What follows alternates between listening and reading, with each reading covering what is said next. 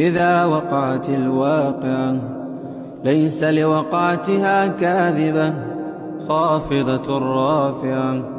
إذا رجت الأرض رجا وبثت الجبال بثا فكانت هباء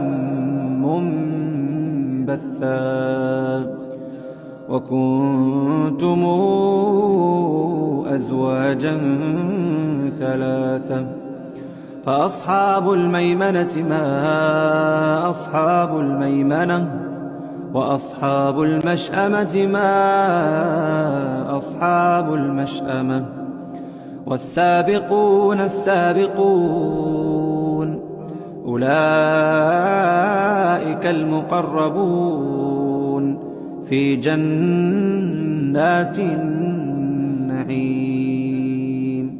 ثلة من الأولين وقليل من الآخرين على سرر موضونة متكئين عليها متقابلين.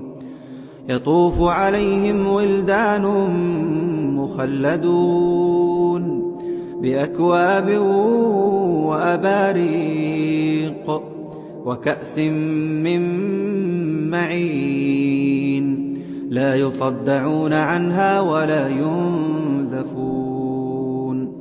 وفاكهة مما يتخيرون ولحم طير مما يشتهون.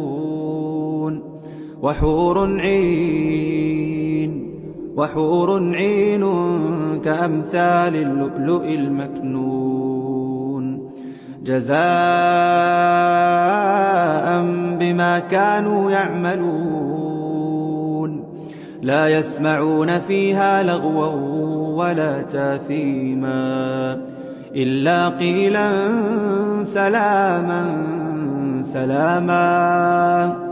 وأصحاب اليمين ما أصحاب اليمين في سدر مخضود وطلح منضود وظل ممدود وماء مسكوب وفاكهة كثيرة لا مقطوعة ولا ممنوعة وفرش مرفوعة. إنا أنشأناهن إنشاء فجعلناهن أبكارا عربا أترابا لأصحاب اليمين. ثلة من الأولين وثلة من الآخرين. وأصحاب الشمال ما أصحاب الشمال في سموم وحميم وظل من يحموم لا بارد ولا كريم. إنهم كانوا قبل ذلك مترفين وكانوا يصرون على الحنث العظيم وكانوا يقولون أئذا متنا وكنا ترابا وعظاما إنا لمبعوثون أو آباؤنا الأولون. قل إن الأولين والآخرين لمجموعون إلى ميقات يوم معلوم. ثم إنكم أيها الضالون المكذبون لآكلون من شجر من زقوم فمالئون منها البطون فشاربون عليه من الحميم فشاربون شرب الهيم. هذا نزلهم يوم الدين. نحن خلقناكم فلولا تصدقون أفرأيتم ما تمنون أنتم تخلقونه أم نحن الخالقون نحن قدرنا بينكم الموت وما نحن بمسبوقين على أن نبدل أمثالكم وننشئكم فيما لا تعلمون ولقد علمتم النشأة الأولى فلولا تذكرون